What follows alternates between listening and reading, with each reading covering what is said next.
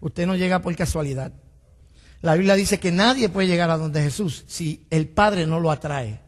A veces tenemos la noción de que la gente se convierte cuando deciden convertirse. En realidad la gente se convierte cuando Dios los toca. Por eso hay personas que usted le predica y le predica y le predica y como que Dios todavía no lo da. Pero cuando Dios dice apretar, no, es que no hay nadie que se resista a la gracia de Dios una vez Dios aprieta. Una vez Dios te toca y te hace ver el amor tan grande que tiene para ti. Cada uno de los que estamos aquí llegamos no porque un día decidimos llegar, sino porque un día Dios nos apretó, nos demostró ese amor tan grande y ante tanta bondad, ¿quién se puede resistir? El día de hoy vamos a hacer algo distinto. Usualmente tenemos la ofrenda ahora, pero vamos a dejar la ofrenda para después. Vamos ahora a escuchar palabra y yo quiero que usted vaya buscando en su Biblia. En Jueces capítulo 17, estos son mensajes que son complementarios al estudio que estamos dando los miércoles sobre el libro de los jueces, porque, como les he dicho en otras ocasiones, la iglesia tiene que ir caminando a la par en el conocimiento que está recibiendo y la palabra que está recibiendo. Busca la Biblia, está por ahí en Jueces capítulo 17, pero quiero que busquen específicamente el verso 6 por ahora, para que hablemos un ratito sobre eso. ¿Lo tenemos? El que lo tenga diga, lo tengo. Jueces 17, verso 6. Yo lo voy a leer de la Biblia Dios habla hoy, que me gusta más porque como que habla estrujado. ¿Estamos? Ok. Así dice la palabra del Señor. En aquellos días no había rey en Israel. Cada uno hacía lo que bien le parecía. Eso es lo que dice su Biblia. Ahora yo voy a ver lo que dice la mía. Dice, como en aquella época aún no había rey en Israel, cada cual hacía lo que le daba la gana. Y no estoy vacilando, así lo dice la Biblia, Dios habla hoy. Y cuando leemos este verso, estamos entrando en una época del pueblo de Israel en que eran conocidos por su inconsistencia. En lo único que ellos eran consistentes era en ser inconsistentes. Andaban en un sub y baja espiritual, a veces estaban buscando de Dios, a veces no estaban buscando de Dios. Y cualquier similitud que haya con la vida espiritual de muchos de nosotros no es coincidencia. Si Dios te permitió que tú escucharas lo que vas a escuchar hoy, es porque Dios tiene un mensaje que darte. La vida espiritual nuestra también pasa de la misma manera. Es bien fácil, cuando nosotros lo vemos escrito, juzgar la actitud que tenían este pueblo hacia Dios. O sea, Dios le acaba de dar una tierra que fluye leche y miel de acuerdo al relato bíblico. Entonces esta gente, un día estaban con Dios por un tiempo, después estaban 40 años que no querían saber de Dios, y esa era la dinámica dentro del libro de Jueces. Y como leímos, la Biblia describe que como no había rey, entonces la gente hacía lo que le da la gana. Y cuando no hay rey, cuando la gente, mira, ¿sabe qué? Hay personas que creen que están haciendo, ¿cuántos de ustedes saben que nadie puede hacer lo que le da la gana? Nadie puede hacer lo que le da la gana. Tú podrás decir, no, yo hago lo que me da la gana porque ya soy mayor. No, tú no haces lo que te da la gana. Tú solamente puedes hacer lo que el gobierno te permite. Tú no puedes ir a matar gente por ahí. O sea, lo puedes hacer, pero vas a terminar preso. ¿Me sigue? Hay unas consecuencias a lo que tú hagas. Hay cosas que no se pueden hacer, porque hay unas reglas y hay unos estatutos que no nos los permiten. Entonces, lo que estaba viviendo aquel tiempo el pueblo de Israel era una anarquía. Yo creo que en este sentido de anarquía es semejante a los tiempos que estamos viviendo el día de hoy. La anarquía es ¿qué? ¿Qué es una anarquía? ¿Qué? No es la prima de Ana. Una anarquía. Una monarquía es donde hay un rey. ¿Qué es una anarquía? Cuando no hay rey y todo el mundo hace lo que estaba pasando en el libro de Israel, en el pueblo de Israel, que todo el mundo hacía lo que le daba la gana.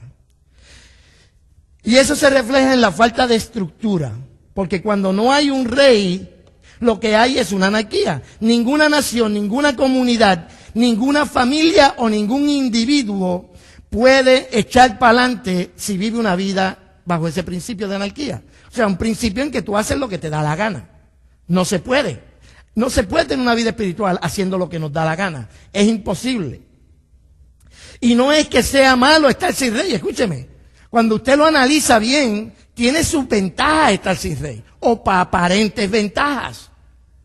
Por ejemplo, si no hay rey y si no hay nadie que estructure y reglamente la conducta de la gente, entonces lo que nosotros podemos ver es que no tenemos que darle explicaciones a nadie. ¿A cuántos no les gusta darle explicaciones a nadie? Aquí me tocó predicar con uno que otro honesto por ahí. A nosotros nos gusta hacer lo que nos dé la gana. Nos gusta hacer lo que nos dé la gana. Y lo primero es que, imagínese usted, no hay gobierno. Aquí no hay gobierno, no hay leyes, no hay nada. Lo primero que tenemos es una libertad total, ¿verdad? No tenemos que darle cuenta a nadie. Nosotros no tenemos que ir a la velocidad que dice que está ahí, porque primero que no va a haber ningún sign. Usted va a la velocidad que quiere, usted hace lo que le da la gana, porque no hay nadie a quien responderle.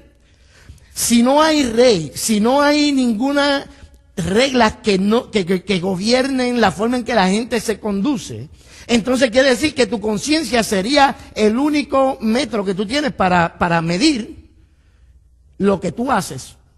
Podemos estar de acuerdo en eso, ¿verdad? O sea, tú te dejas llevar por tu conciencia, lo que tu conciencia te diga, pues eso es lo que tú vas a hacer. Y como tú no te debes a nadie, tú solamente te debes a ti y a tu conciencia. Dígame. Y lo mejor de todo, si no hubiese gobierno, si no hubiese rey, no había que pagar taxes. ¿Verdad que no? ¿A quién le va a pagar taxes?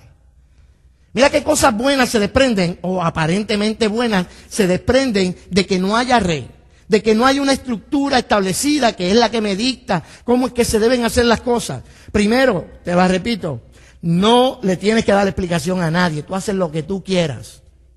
Segundo, tu conciencia es tu único guía. Tú no tienes que buscar opinión en cualquier lado. No hay leyes, no hay nada que te puedan regir tu conducta. Y número 3, no hay impuestos, no hay que pagar nada. ¿A quién no le gusta eso? Pero también hay unas desventajas en el hecho de que no haya rey o una estructura y reglas que gobiernen el comportamiento de las personas. Si tomamos los mismos argumentos anteriores, entonces, si no hay que darle explicación a nadie, eso le aplica al bueno y al malo. ¿Ok? O sea, que tú eres un tipo bueno y tú te quieres portar bien con todo el mundo, pero como no hay nadie a quien darle cuenta, no importa porque tu vecino puede ser que sea un asesino en serie, pero como no hay a quien darle cuenta, ¿me sigue? Porque la libertad es para todo el mundo. No se le da explicación a nadie, pero es a todos, a los que aman y a los que odian. Todos tienen el mismo derecho de venir a hacer lo que les da la gana. Alguien te puede robar y no hay nadie donde ir a quejarse. Alguien te puede hacer cualquier cosa y no hay donde ir a quejarse. Eso es lo malo cuando no hay estructura. Cuando no hay algo que rige el comportamiento de los hombres. Si la conciencia es tu única guía, entonces lo que le dicte la conciencia a otro es tan bueno como lo que te dicta la conciencia a ti. Quiere decir que si viene este vecino tuyo, que tú le caíste mal, y te mata un hijo, o te viola una hija, o te quema la casa, sería tan aceptable como que tú te lleves bien con todo el mundo. ¿Siguen por dónde voy con la lógica? Porque no hay ninguna regla que dicte cómo es que la gente debe comportarse. Y si no hay ninguna regla, todo es permitido. No habrá una forma objetiva de cómo regular las actuaciones. Ese es el problema cuando no hay rey. Porque no hay una forma objetiva. O sea, cuando vemos las leyes están puestas ahí de una manera objetiva. El sign de velocidad no cambia porque tú le caíste bien. Ya, Marisa me cayó bien, pues que Marisa pueda ir a 70. Pero Mirna no, Mirna me cayó mal. Pues entonces Mirna, yo cuando veo que Mirna viene, lo reduzco a 25 para que llegue más tarde. Eso, ¿sabe por qué? ¿Por qué no pasa eso? Porque los signs, las leyes, el gobierno, es una forma objetiva de poder dictar cómo es que las personas se deben conducir en una civilización. Y si para alguien matar a tu hijo no le molesta la conciencia, pues entonces todo está bien. Y en lo financiero, tú dijiste, no, ¿quién no quiere pagar taxes? Ok. No es justo porque ustedes no tienen muchachos en la escuela pública. ¿Viste eso? Porque lo que pasa es que nosotros siempre vemos qué es lo que nosotros estamos dejando, o sea, como hay un rey, como hay un gobierno que me está diciendo, tienes que darme esto, no estamos viendo los beneficios de dar esto. Y en lo financiero, no me quiero meter mucho en esto porque de verdad no tiene mucho que ver con el tema, simplemente estoy sentando las bases de lo que quiero traer. En lo financiero funciona lo mismo. Muchos de nosotros nos duele sacar 5 pesos para dárselo a la iglesia. Nos duele sacar el diezmo, muchachos, pues eso es un crimen. Sin embargo, no nos hemos dado cuenta de que cuando tú llegas hay luz. Que tú ahora no te estás sofocando la calor, porque hay aire acondicionado. ¿Me siguen, mis hermanos? O sea, en lo financiero también es bueno que haya un gobierno, algo que establece las normas, porque de lo contrario, nosotros no podíamos tener nada más. Si usted no paga taxes, no le pueden pagar a la policía. Quiere decir que los criminales van a cambiar por su respeto. ¿Es o no es? Si usted no paga taxes, quiere decir que va a tener que comprarse un caballo y irse a caballo porque no van a haber calles donde transitar. La infraestructura, la educación, la seguridad, todo eso se depende de los taxes que nosotros pagamos. Pregunto, ¿cuántos quieren pagar taxes?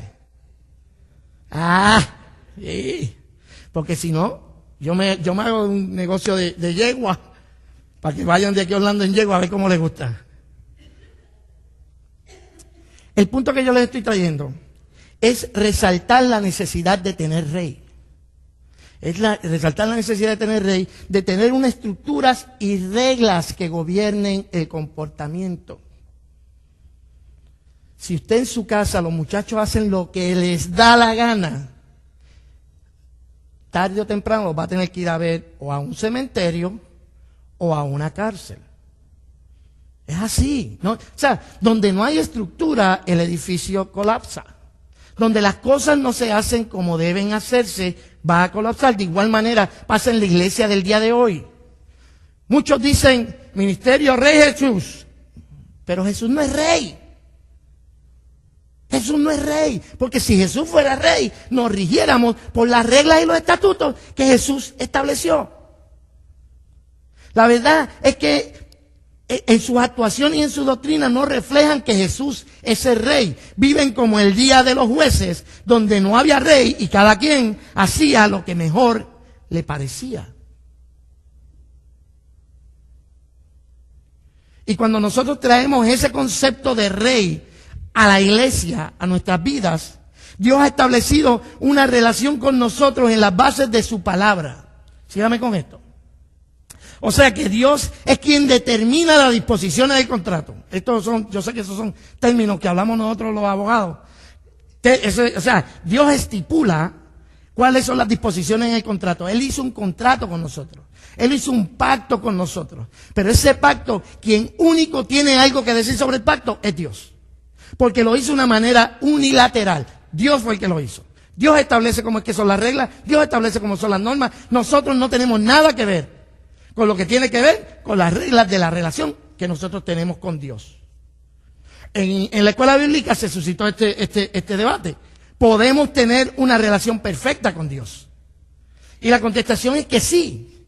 Podemos tener una relación perfecta con Dios bajo las disposiciones que estableció aquel de quien, ¿qué yo escribí? De quien de una forma unilateral hizo el pacto con nosotros. ¿Me siguieron? O sea, si tú tratas de establecer una relación con Dios por lo que tú crees que debe hacerse, entonces tú nunca vas a poder tener una relación ni buena ni mala. No vas a tener relación con Dios. Pero si nosotros nos sometemos a los preceptos que Él estableció en esta relación, usted sabe que cuando la gente se va a casar, ahora ya la gente se casa pensando que se va a divorciar. Entonces, pues lo que hacen es que lo primero que hacen es un arreglo prematrimonial. O sea, antes de, yo tengo que cubrirme y van asumiendo que la otra persona es mala o que la otra persona me puede salir que pues mira, no te cases. Si tú crees que la persona con quien tú te vas a casar te va a robar los chavos, no te cases.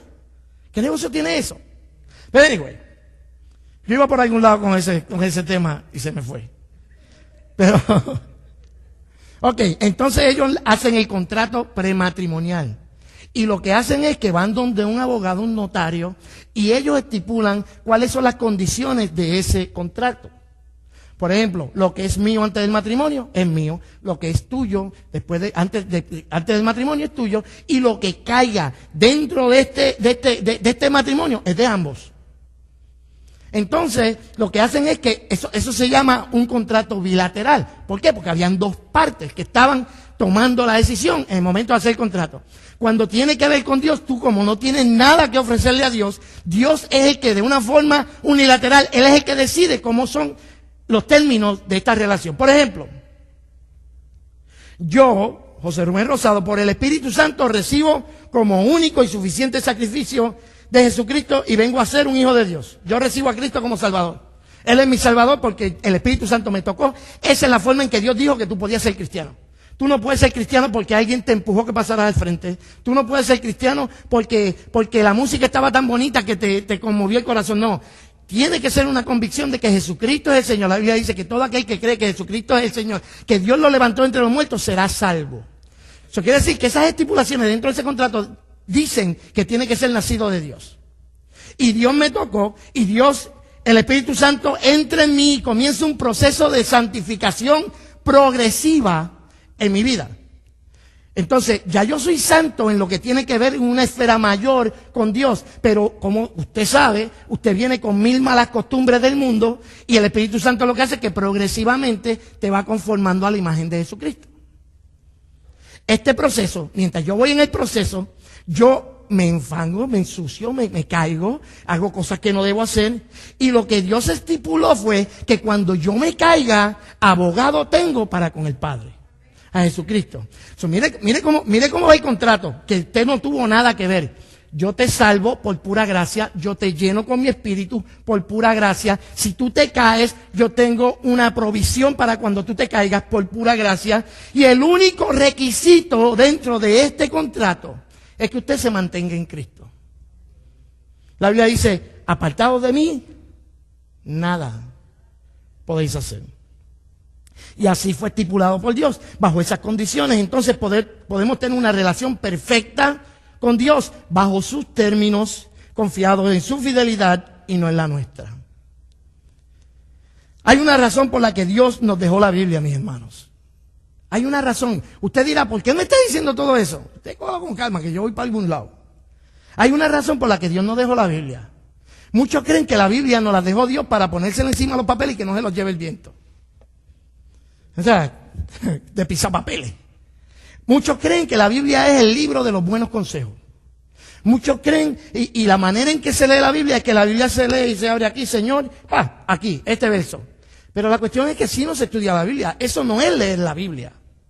La Biblia nos lo dejó Dios para que nosotros pudiéramos vivir conforme a las estipulaciones del pacto.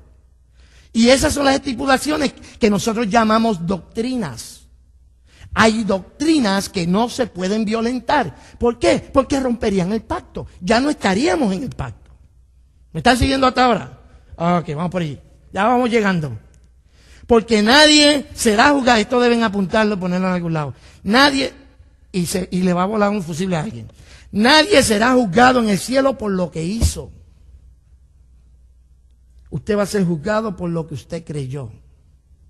Cuando usted llegue a las puertas del cielo, a usted no le van a preguntar cuánto usted regaló a la iglesia, cuántos enfermos usted ayudó, cuánta gente usted le dio comida, cuántos diezmos usted pagó. No, a usted le van a hacer una sola pregunta. ¿Vienes con Cristo o no vienes con Cristo? Después de eso, entonces vienen los galardones. Pero para entrar al cielo, solamente va a haber una pregunta. ¿Qué hiciste con Cristo? ¿Qué hiciste con la verdad que se te dio? ¿Cómo? No, o sea, tú no vas a ser juzgado en ese momento por lo que tú hiciste, sino por lo que tú creíste. Y partiendo desde ese principio, podemos ver cuán importante es vivir el Evangelio de Jesucristo a la luz de su palabra y no a la de nuestros mejores deseos, porque de lo contrario estaremos creando un Evangelio a la medida. Y el día de hoy yo quiero hablarle un momentito a usted bajo ese título. Un Evangelio a la medida. ¿A cuánto le gusta que la ropa le llegue, le quede? Yo tengo que doblar las mangas para acá arriba porque no está a la medida. Si yo la dejo, se me parece que estoy sin mano. En el capítulo 17, que usted tiene ahí marcado, nos habla de una historia, es la historia de Micaías. Y estaba pensando que alguien me leyera la Biblia, a ver qué hora tengo. No me da tiempo para que me lean la Biblia, pero usted sígame en la Biblia, usted me sigue en la Biblia, yo le voy a decir más o menos los versos que son. Y vamos a ver la historia de Micaías para poder traer luz a lo que yo le quiero traer el día de hoy, a lo que yo quiero decirle el día de hoy. Cuando vemos la historia de Micaías le robó a la mamá un dinero que la mamá tenía guardado. Eran mil ciclos de plata, creo que es que dice su Biblia. En otra versión dice que eran 1000 monedas de plata. La idea es que eran 1000 monedas de plata que ella tenía guardada y el hijo, Micaías, se las tumbó. Entonces la mamá echó una maldición y dijo: maldita sea el que se robó esos chavos. Y el hijo le cogió miedo a la maldición de la mamá y le dijo: mami, mira, fui yo, espérate, y toma los chavos, y yo no quiero que me caiga esa maldición arriba. Y ella: ay, mi hijo, bendito sea Dios, que Jehová te bendiga. Ahora cambió la cosa, porque como ahora es de ella. Pero la cuestión es que entonces, ahí se pusieron de acuerdo. Ella dijo: mira, estos chavitos yo los tenía guardados yo había hecho un voto a Jehová y yo se los iba a dar a Jehová. Eran mil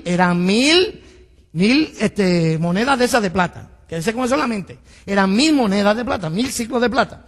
Entonces, cogió y quedaron en un acuerdo. Él le dijo, empezaron como toma y dame. Y a lo último el hijo dijo: no, toma. Y la mujer lo que hizo fue que lo que le había dado para Dios, mandó a hacer unas estatuas, y la palabra, Irving, que me estaba preguntando, son como amuletos. Son unas estatuillas pequeñas que la gente se llevaba para la casa y se las podía llevar. Eran ídolos. Empezaron a hacer unos ídolos. Pero lo que me llama la atención es que la señora, después que había prometido 1000 ciclos, solamente gastó 200 ciclos en hacer la imagen.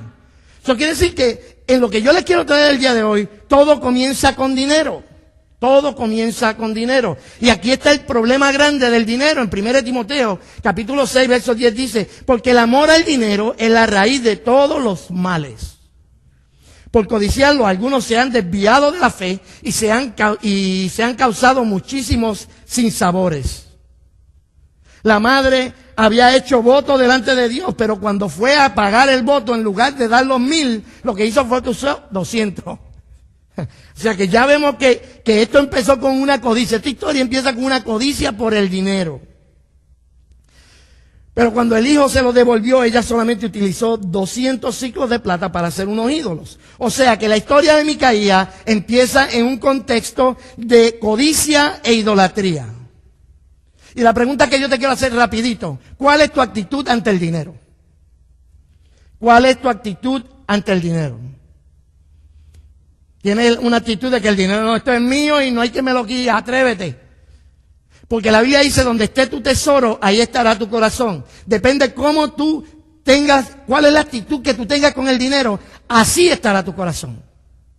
Cuando en el corazón lo que hay es codicia, cuando en el corazón tú crees que estos chavitos, mira, en ocasiones Dios quiere que nosotros soltemos lo que tenemos en la mano para Dios podernos llenar con algo mejor.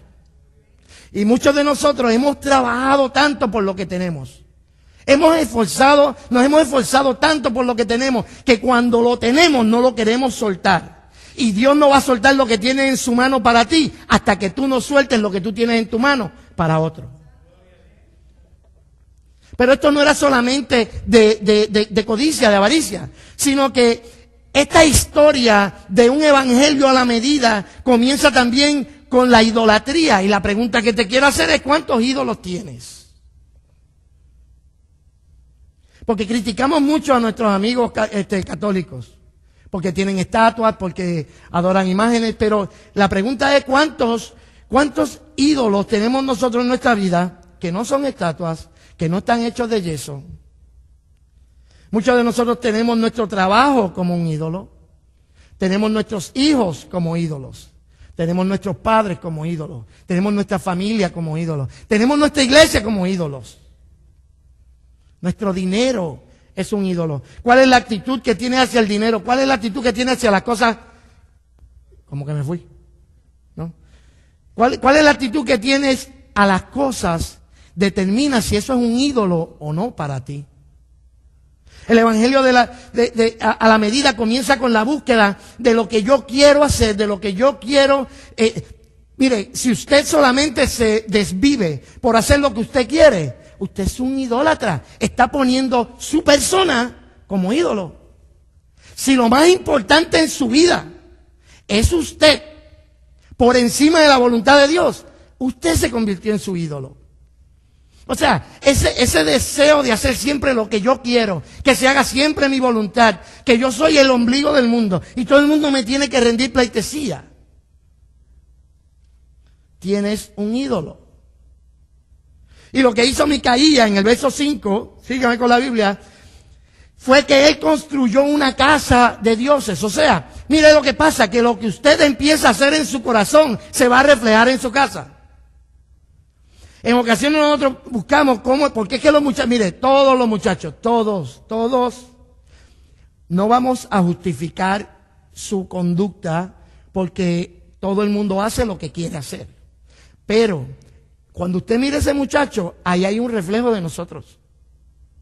No me diga que no. Cuando usted mira a ese muchacho, ahí hay algo tuyo. Y si tú, en 25 años que estuvo viviendo contigo, ese muchacho bajo ese mismo techo, las hijas mías tuvieron 18, 19 años conmigo. Si yo no logré afectar positivamente a ese muchacho, shame on me, como decimos allá en Orocovis.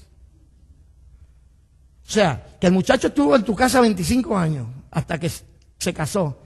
Y entonces el muchacho, tú nunca pudiste hacer una transformación en esa vida. O sea, o no transformación, sino que tú nunca pudiste afectarlo de una manera positiva. Hay algo malo. Porque nos guste o no, esos muchachos tienen un reflejo de lo que nosotros somos. Porque todo lo que pase conmigo va a pasarle a mi familia. Micaías, ¿qué fue lo que hizo? Llevó los ídolos a la casa. Porque en este evangelio a la medida, esto es lo que pasa. Es un evangelio que me pega a mí y que me cabe solamente a mí. Y yo agarro los versos bíblicos, los tuerzo para que solamente me apliquen a mí. Y lo bueno me aplica a mí, pero lo malo le aplica al otro. Se llevó eso y lo convirtió en su modo de vida y se creó toda una clase de amuletos y los consagró, se separó, santificó a uno de sus hijos como sacerdote. O sea que contaminó toda su familia.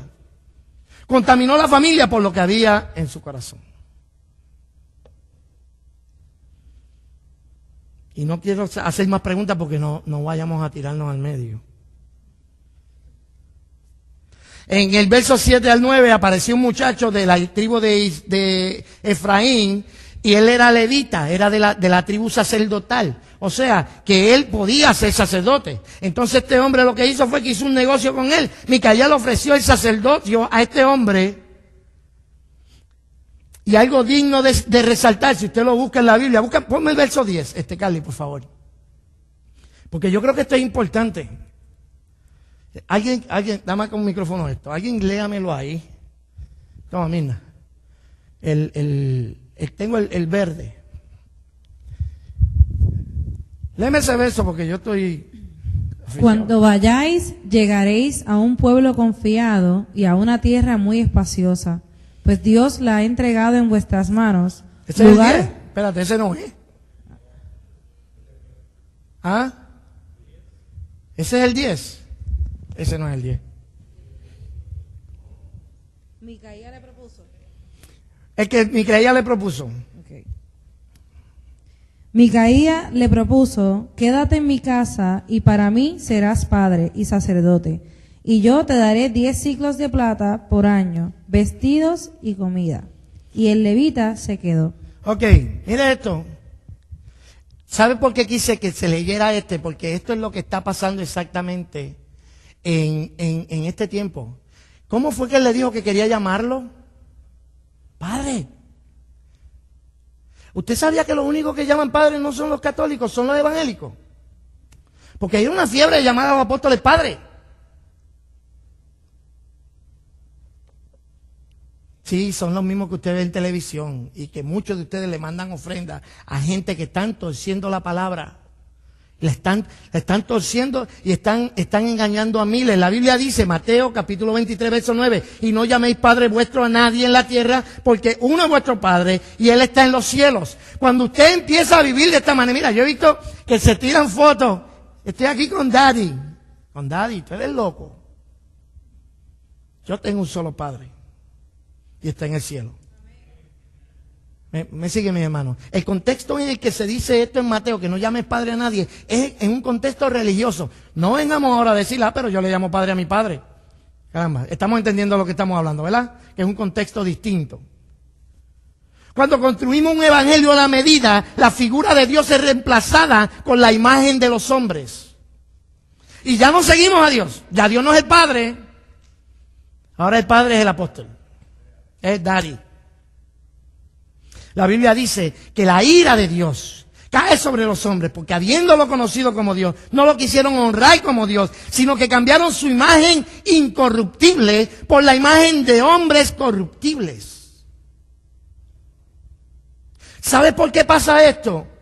Porque la gente no tiene un concepto claro de lo que es la palabra, lo que es la Biblia. Este hombre le está diciendo a una persona que acaba de conocer, yo quiero que tú me seas por padre y sacerdote. O sea, le está diciendo, estoy reemplazando la visión que tengo de Dios por un hombre corruptible, pero no solamente eso, el sacerdote es el que se encargaba del aspecto religioso. O sea, él está diciendo, yo estoy poniendo y depositando en ti mi relación con Dios. Y es más fácil nosotros manipular la situación con Dios, como lo hizo Micaías, y buscarnos nuestro propio sacerdote, buscarnos nuestro propio padre, en lugar de nosotros ir a donde Dios, porque lo que pasa es que Dios tiene límites, y Dios tiene atajos para nosotros, y Dios no nos va a dejar hacer lo que nos dé la gana. Y Dios va a tener, Dios, en el reino de Dios hay fronteras que tú no puedes cruzar. En el verso 13 en adelante, ¿estaba bien el verso? ¿Era el 10? Ok. En el verso 13, entonces léeme el verso 13 también. Entonces Micaía pensó, ahora sé que Jehová me prosperará porque tengo a un levita por sacerdote. Mira eso. O sea, como este hombre era levita, porque ya recordemos, ya él tenía un sacerdote que era su hijo. Él santificó a su hijo como sacerdote, pero como no era levita, no era de la tribu sacerdotal, este hombre se sentía bien porque ahora tenía a alguien que estaba siendo avalado por Dios. Pero ellos no entienden que el nombre no hace la cosa. Ustedes han oído ese dicho anteriormente, el nombre no hace la cosa. Yo le puedo llamar a esto motor de 350, pero ustedes saben que es un vaso de agua. ¿Entiendes? Entonces este hombre lo que hizo fue, mire, cuando nosotros creamos un evangelio a nuestra medida, vivimos por supersticiones. Este hombre, ahora tengo el amuleto, tengo un sacerdote, pues entonces Dios me va a prosperar. Pero no se dan cuenta de que el nombre no hace la cosa, que es posible tener nombre correcto, pero no reflejar aquello que el nombre dice. La Biblia dice en Apocalipsis capítulo 3, verso 1, escribe al ángel en Sardis, el que tiene los 7 espíritus de Dios y las 7 estrellas, dice, yo conozco tus obras, que tienes nombre de que vives, pero estás muerto. Cuando nosotros hacemos un evangelio a nuestra medida, vamos a parecer que estamos vivos. Cuando yo hago un evangelio a mi medida, voy a tener el nombre de que vivo. Cuando yo ignoro por completo lo establecido por Dios en su palabra, yo voy a terminar creyéndome que estoy en la perfecta voluntad de Dios, sin saber que el primero que tengo agallado es a Dios. En el capítulo 18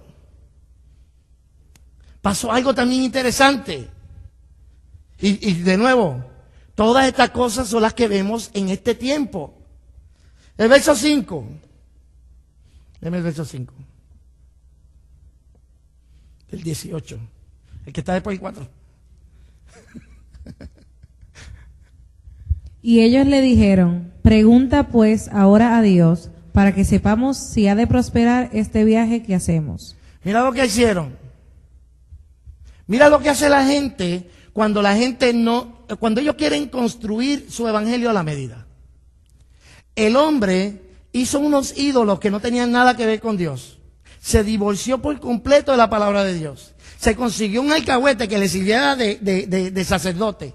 Después llegó una gente, eran 5 espías de la tribu de Dan, y llegaron a donde ellos, y lo que hicieron que todo el revolú, una familia completa, le estoy hablando de una tribu completa de miles de personas, cayeron en idolatría por una profecía. Lo que se requiere para destruir una vida es una profecía. Lo que se necesita para dividir una iglesia es una profecía. Lo que se necesita para matarle el ánimo a una persona es una profecía. Que tú vayas a un lugar donde te dan la profecía a montón por chavo y te digan a ti que esto, Dios te va a dar un carro, Dios te va a dar... No, eso lo que crea es desilusión. Porque la palabra de Dios dice que el que quiera... Mira, no siempre Dios te va a hablar bien. ¿Dónde está la corrección? ¿Dónde está la estructura, mis hermanos? Cuando se vive en el evangelio a la medida, las profecías abundan y las supersticiones reemplazan la palabra de Dios. No importa lo que Dios diga en la Biblia. Y yo espero que yo no esté hablando aquí con gente que están construyendo un evangelio a su medida. Yo espero estar hablando con gente que está recibiendo esta instrucción para impartirse a la otra persona. Pero en el momento en que usted empiece a tratar de construir lo que Dios ya estableció, pero construirlo a sus métodos. Entonces, en el capítulo 10, en el verso 18, no lo vamos a leer para no tomar mucho tiempo. En el verso 18 pasa algo. Este hombre le da la profecía, ¿verdad? Entonces le dio la profecía y ellos se fueron contentos para allá con el grupo. Y cuando volvieron con la intención de robarle el profeta y de robarle los ídolos a esta gente. Porque ¿sabe qué es lo que le dijeron al profeta? Se robaron los ídolos. Y cuando el profeta, el profeta y el sacerdote, cuando el sacerdote, no te apures. Entrando allí pues, aquellos en la casa de Micaía tomaron la imagen de talla, el éfod, los terafines y la imagen de fusión, y el sacerdote le preguntó, mire, ¿qué ustedes hacen con eso? Le estaban robando los ídolos. Entonces, ellos le dijeron, chico, pero es mejor que tú seas sacerdote de una tribu para que seas sacerdote de una persona. O sea que nuevamente apeló a la ambición de la persona, del sacerdote de Micaía, y se lo llevaron ante las pretensiones vanidosas de ser sacerdote sobre una tribu en lugar de una persona. Sígame con esto, que quiero llevarlo a algún lado. Cuando nosotros queremos construir un evangelio a la medida, empezará en codicia y terminará en vanidad.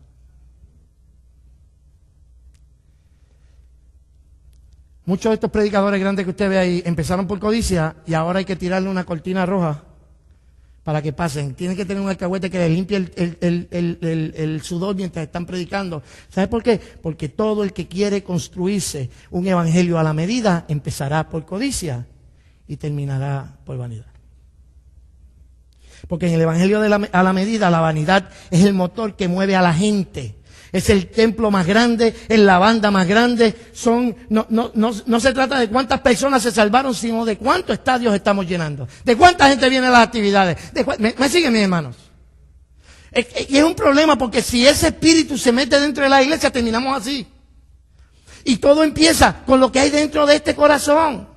Empieza con yo tratar de construir para mí un evangelio a la medida. Si yo logro construir para mí un evangelio a mi medida, que encuentre los versos bíblicos correctos para justificar mi poca vergüenza, y si yo consigo la exégesis perfecta para justificar las cosas que yo quiero hacer, después viene Mirna y dice, pero es verdad porque la Biblia lo dice, y después viene la otra Mirna, sí es verdad, mira, tienes razón. Y cuando venimos a ver, toda la iglesia está contaminada. Eso fue lo que pasó con esta gente. Al final del día, una tribu completa terminó adorando ídolos, por lo que empezó con un acto de querer ser algo que no eran.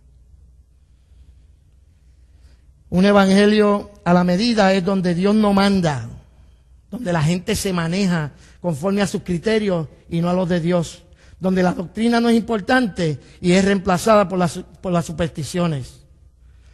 Un evangelio a la medida es aquel que parte desde los deseos de los hombres, desde sus ambiciones, desde su vanidad. El evangelio a la medida es para quien se quiere sentir bien. Si tú quieres sentirte bien, tú estás en el lugar equivocado. Escúchame. Estaba viendo un video de una persona que puso el video, no viene al caso quién puso el video, pero de que una prostituta dijo, no quiero ir a la iglesia porque no me quiero sentir peor de lo que me siento ya. Si la iglesia tú la quieres tomar para sentirte bien, estás construyendo un evangelio a tu medida.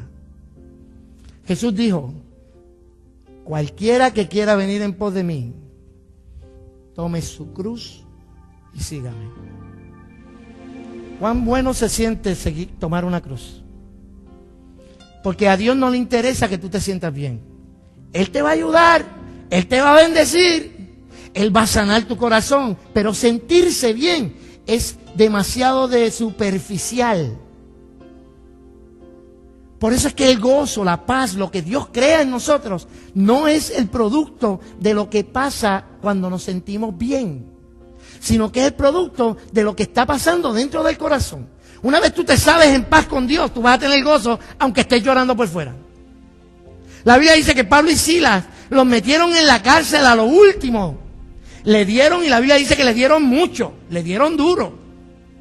Pero como ellos no estaban tratando de construir un evangelio de acuerdo a su medida, la Biblia dice que a medianoche Pablo y Silas cantaban himnos al Señor. Porque el evangelio a la medida es el que quiere que yo me sienta bien siempre. Es un evangelio sin cruz, es un evangelio sin problemas, un evangelio sin enfermedad, un evangelio sin desilusión. Estás en el lugar equivocado. Porque el que quiera vivir una vida piadosa padecerá persecución. Y con esto yo no quiero decirte que Dios no va a sanar tu corazón y que Dios no te va a ayudar. Y que Dios no va a aliviar esa enfermedad. Y que Dios no te va a aliviar y que no te va a ayudar. Dios lo va a hacer, pero lo que Dios quiere es romperte por dentro y hacerte nuevo. Ya tú vas a tener tiempo en la eternidad para sentirte bien. Ahora es un momento de construcción en el que nosotros nos vamos pareciendo cada vez más a Cristo. Y parecerse a Cristo desde la condición en que nosotros estábamos es un trabajo que va a durar toda la vida. Y cada vez que venga el escultor y dé un cincelazo encima de nosotros para sacar algo que a nosotros no nos gusta, no nos vamos a sentir bien. Pero como este no es un evangelio a la medida, lo que Dios estipuló, que quizás tú te crees que te va a matar, tú crees que te va a morir, y cuando tú ves que Dios viene con el marrón a darte un cascarazo por encima de algún lado, tú dices, Dios mío, y Dios me va a matar, pero no te va a matar, te está esculpiendo, te está haciendo mejor. En esta historia que estábamos hablando, una tribu completa quedó presa de la esclavitud. Y dice la Biblia que hicieron un templo para los dioses paganos. Y que estuvo ese templo todo el tiempo mientras estuvo el templo en Sidón. Quiere decir que lo que estaba haciendo es que estaba compitiendo con un evangelio real. La pregunta que yo quiero hacerte es, ¿tú te estás tratando de construir un evangelio a la medida? O sea, un evangelio en el que decir una mentira no importa. Un evangelio en que tener rencor en el corazón no importa.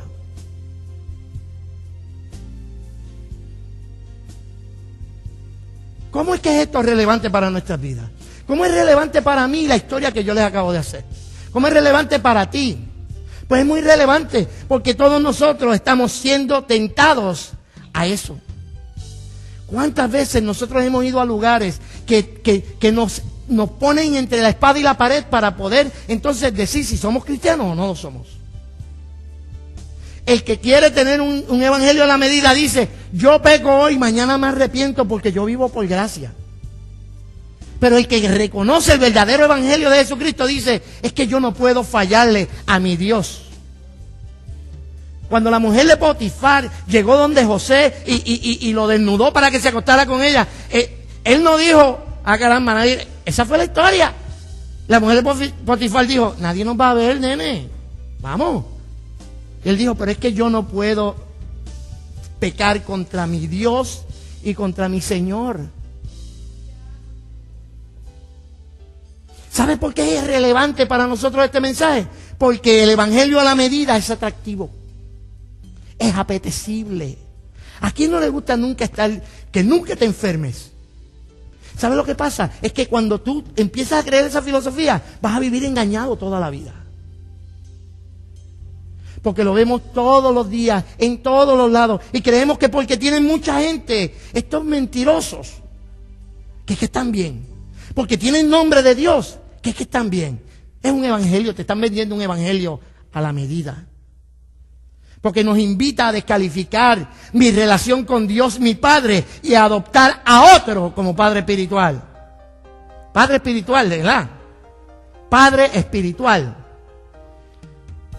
Yo quisiera saber cómo es que ellos engendraron un muchacho en el espíritu.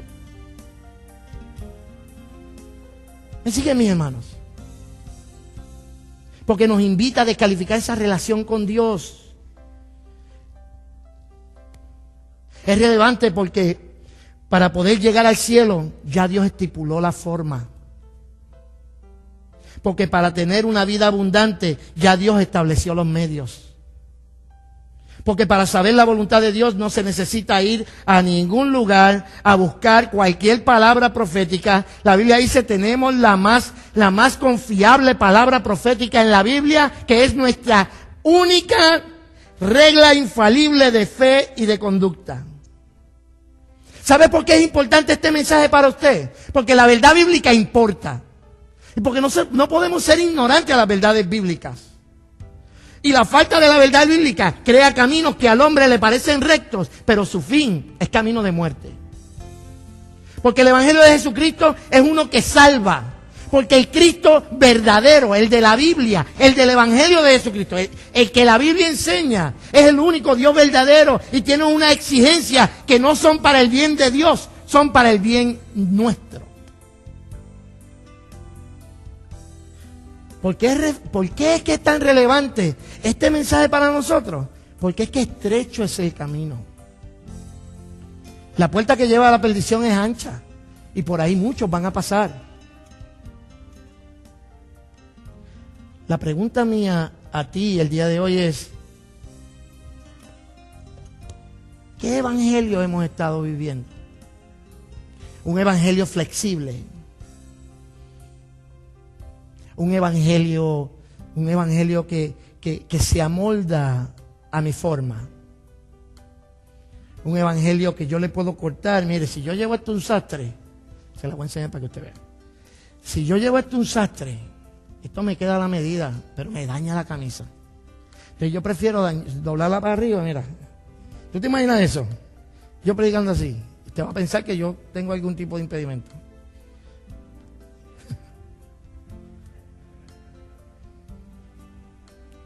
Pero yo me acomodo a la camisa, y si esta camisa fuera el evangelio, yo me acomodo al evangelio y no hago que el evangelio se acomode a mí. ¿Sí? Esa es la diferencia. Que Dios tiene unas reglas, Él puso unos límites, Él estableció unos parámetros para nuestra vida. Y esos parámetros son para tu bien y para el mío. A diferencia de cualquiera de estos apóstoles que lo que están buscando es su propio beneficio, Dios quiere el tuyo. A diferencia del otro evangelio, el que enseñan a la medida, no. Lo mejor es que si la camisa me queda así, pues yo busco la manera, pero yo no lo voy a cortar a la verdad bíblica para acomodarme yo. De eso es que se trata. Por eso es que este mensaje es tan relevante el día de hoy para nosotros. Porque si hay algo que está sufriendo en este mundo, es la verdad bíblica. Es lo que Dios estableció, es lo que Dios dijo. Así que yo te quiero dejar con esa palabra. ¿Qué evangelio estás viviendo? ¿Qué evangelio estás viviendo? Yo creo en el evangelio que es locura. Es un evangelio que me dice, niégate a ti mismo. Un evangelio que me dice, los bienaventurados son los pobres. Un evangelio que me dice, los que lloran, bienaventurados los que lloran. Mira. Un evangelio que me dice, si te dan una pescozada, pon la otra mejilla. Y eso es fácil de hacer, ¿no? Que me dice, mira, si te quieren quitar la chaqueta, dale también la capa. ¿Usted ve las exigencias del evangelio de Jesucristo? ¿Qué evangelio estamos viviendo? Estamos viviendo el evangelio de Jesucristo, aquel que es poder de Dios para salvación de todo aquel que cree. O estamos viviendo en un evangelio a mi medida, a mi talla, con mis números, a mi conveniencia, donde yo recibo gloria, donde yo recibo honor y Dios se queda sin gloria y sin honor. Yo te dejo esa en tu cancha y tú piénsala, medítala. ¿En qué área de tu vida hay ídolos? ¿En qué área de tu vida no estás cediendo todo para Dios? ¿En qué área de tu vida tú estás negándole a Dios entrar? ¿Es Dios tu Padre? Todas esas preguntas yo quiero que tú las hagas y que te las contestes a la luz de la palabra que dimos el día de hoy. Y ojalá y que Dios te ayude a no acomodar el evangelio a tu medida, sino tú acomodarte a la medida del evangelio, porque el estándar de Dios nunca puede bajar de donde está. Nosotros debemos subir al estándar de Dios. Amén. Vamos a inclinar nuestros rostros y oramos.